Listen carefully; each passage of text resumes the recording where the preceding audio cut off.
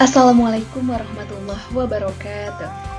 Perkenalkan, di sini saya Astri Gustiani Dewi dengan NIRM 0201180007 akan mempresentasikan laporan praktikum mata kuliah konservasi tanah dan air berjudul pengambilan sampel tanah PUTS dan PUTK, pengamatan erosi, konservasi tanah dan air secara vegetatif, dan pembuatan lubang resapan biopori.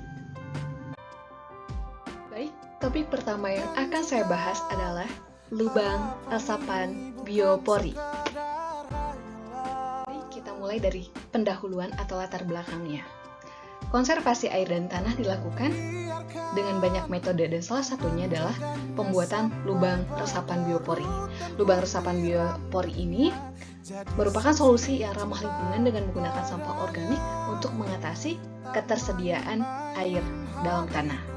Jadi, dimaksudkan sebagai lubang resapan untuk menampung air hujan dan meresapkannya kembali kepada tanah. Baik, berikut adalah tujuan dan manfaat praktikum dari pembuatan lubang resapan biopori. Tujuannya adalah membuat lubang biopori, meningkatkan kawasan hijau di sekitar daerah yang tergenang air, menjaga kelestarian biota untuk kesuburan tanah. Dan manfaatnya, yang pertama adalah sebagai lubang resapan untuk mengatasi genangan air. Yang kedua, mencegah suatu wilayah dari banjir serta meningkatkan kawasan hijau. Dan yang terakhir adalah menjaga kelestarian organisme tanah dan kesuburan tanah.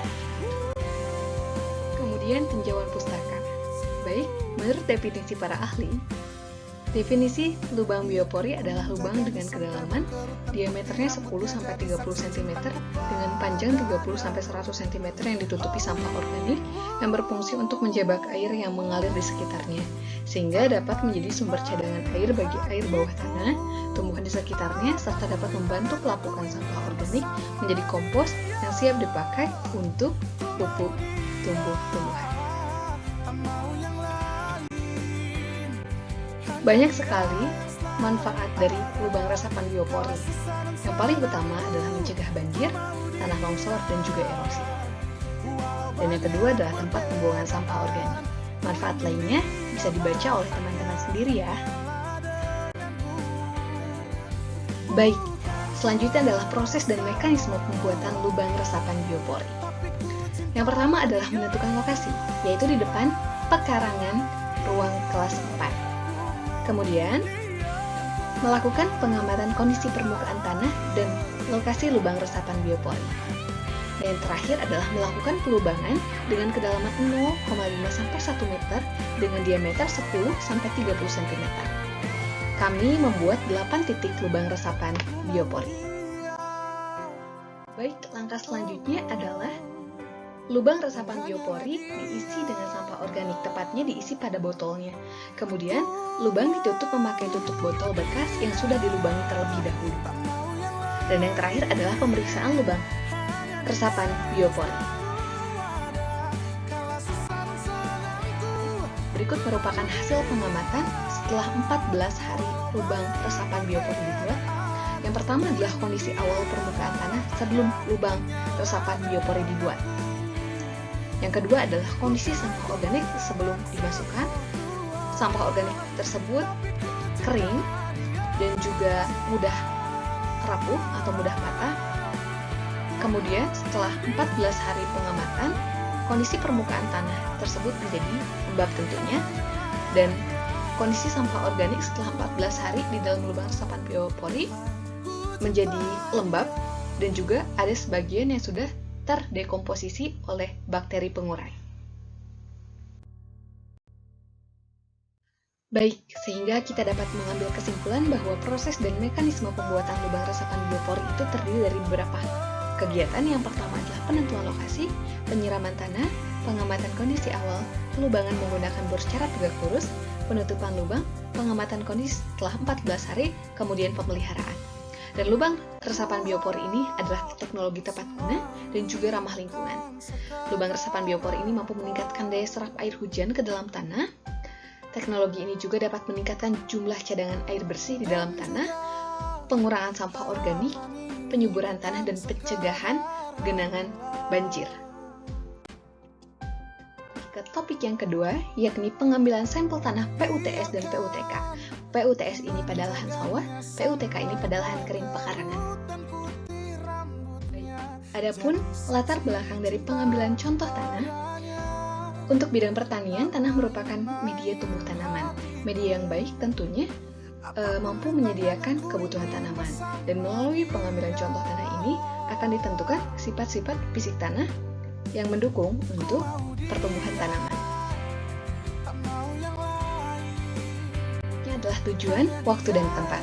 Tujuannya adalah mengetahui bagaimana pengambilan sampel tanah, baik itu tanah kering maupun tanah sawah.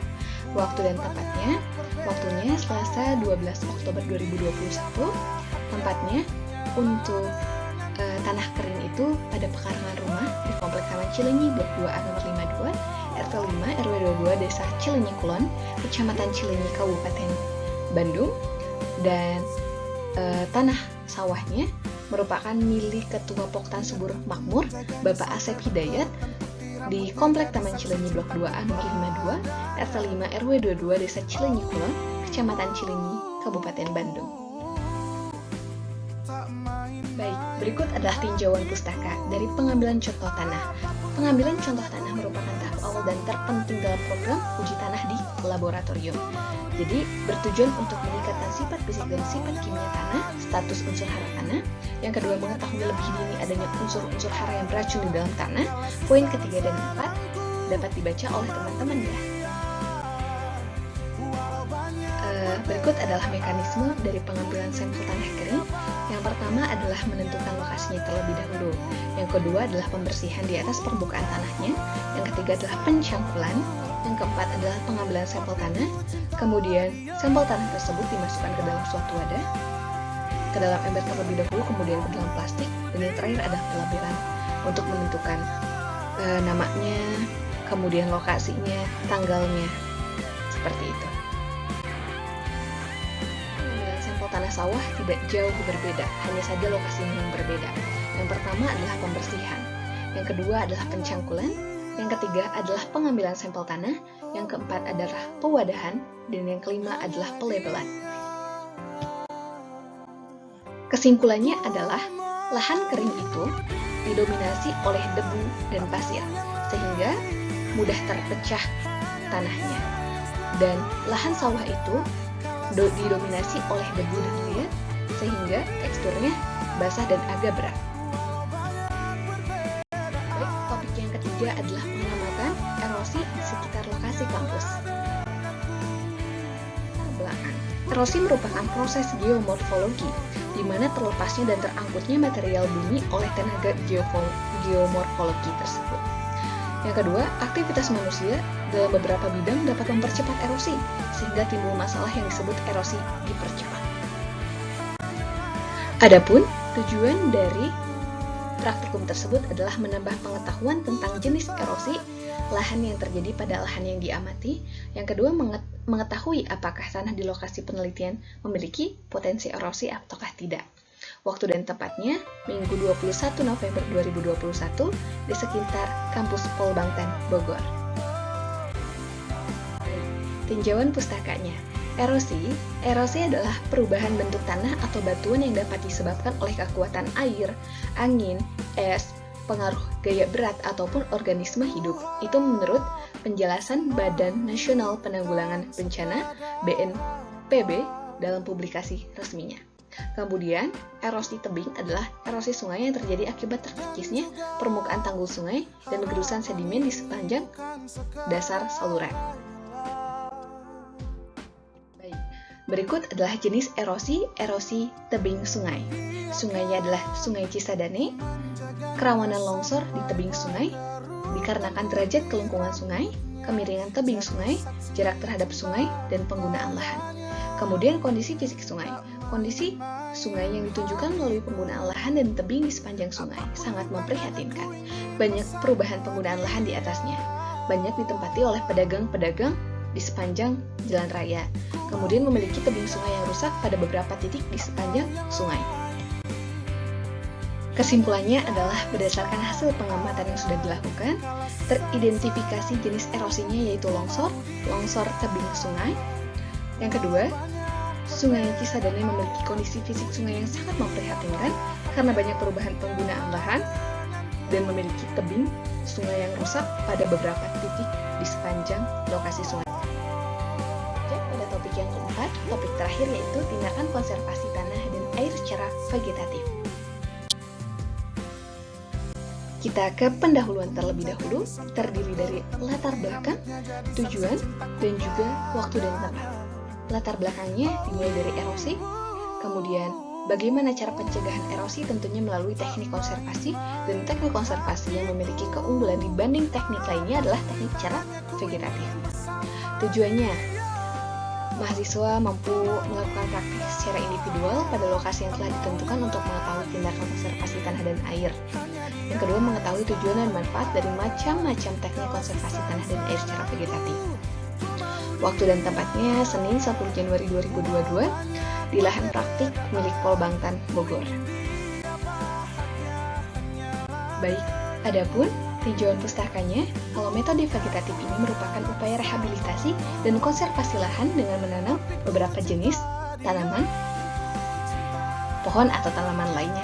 Kemudian fungsinya adalah melindungi tanah terhadap daya perusak butir-butir hujan, melindungi tanah terhadap daya perusak aliran air di atas permukaan tanah. Poin ketiga dan keempat dapat dibaca oleh teman-teman ya.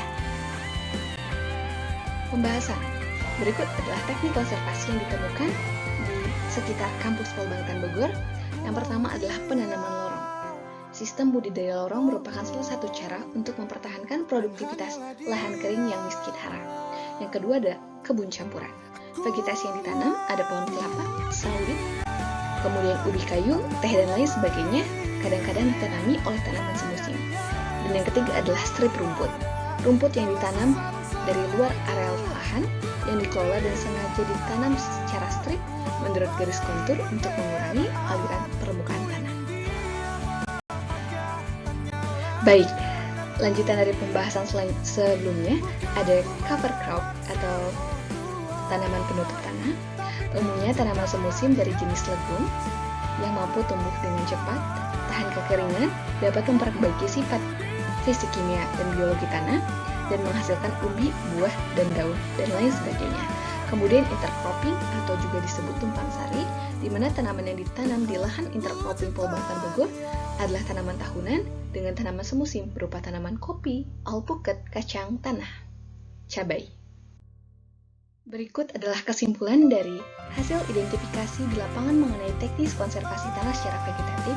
Adapun beberapa teknik yang ditemukan di lapangan, teknik Wanatani atau agroforestry, termasuk di dalamnya adalah pertanaman lorong, terus strip rumput, kebun campuran, tanaman penutup tanah. Penerapan pola tanam termasuk di dalamnya adalah pergiliran tanaman atau crop rotation dan tumpang sari. Beberapa teknik konservasi tanah dan air secara vegetatif yang ada di lahan praktikum Polbangtan Bogor disesuaikan dengan kondisi lingkungan dan agroekosistem di lahan tersebut. Dapat saya sampaikan, kurang dan lebihnya mohon maaf. Apabila ada pertanyaan silahkan melalui email maupun nomor HP saya. Sekian, wassalamualaikum warahmatullahi wabarakatuh.